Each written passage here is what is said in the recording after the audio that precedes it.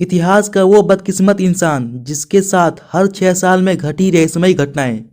बदकिस्मती किसे कहते हैं यह तो हर कोई जानता ही है।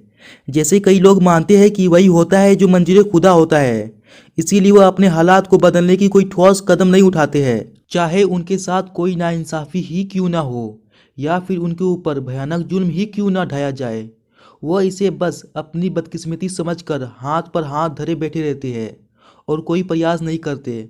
आज हम आपको ऐसे ही शख्स की कहानी बताने वाले हैं जिसे इतिहास का सबसे बदकिस्मत इंसान कहा जाता था।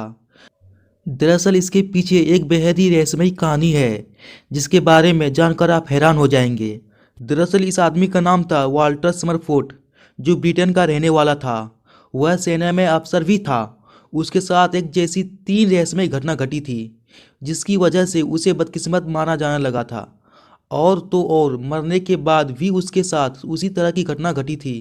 वाल्टर समरफोर्ड के साथ पहली घटना साल 1918 में घटी थी, जब विश्व युद्ध के समय उनकी चुनौती बेल्जियम में थी। एक दिन वह घुड़सवार कर रहे थे, तभी उनके ऊपर आकाशीय बिजली गिरती है। इसकी वजह से उनके कमर में नीचे की पूरी शरीर में लकवा मार दिया जाता है। हालांकि कुछ ही महीने में वह पूरी तरह से ठीक हो गए और चलने फिरने लगे, लेकिन उससे पहले ही सेना की ओर से उन्हें जबरन सेवा से मुक्त कर दिया गया था। वाल्टर समरफोर्ड के साथ दूसरी घटना पहली घटना के ठीक 6 साल बाद यानी साल 1924 में घटी। उस वक्त वह कनाडा में अपने नए जीवन की शुरुआत कर चुके थे। एक दिन वह मछली पकड़ने के लिए पास के ही तालाब में गए थे, जहां वहां एक पेड़ के नीचे बैठे हुए थे। तभी अचानक फिर से उनके ऊपर आकाशीय बिजली गिरती है। इस बार उनके शरीर के दाईं ओर आधे भाग में लकवा मार दिया गया था। हालांकि चमत्कारी रूप से वह 2 साल में फिर से पूरी तरह ठीक हो गए और घूमने फिरने लगे। दूसरी घटना के ठीक 6 साल बाद यानी साल 1930 में वाल्टर समरफोर्ड के साथ फिर से उसी तरह की घटना घटी। वह एक पार्क में टहल रहे थे और खूबसूरत नज़ारा का आनंद ले रहे थे।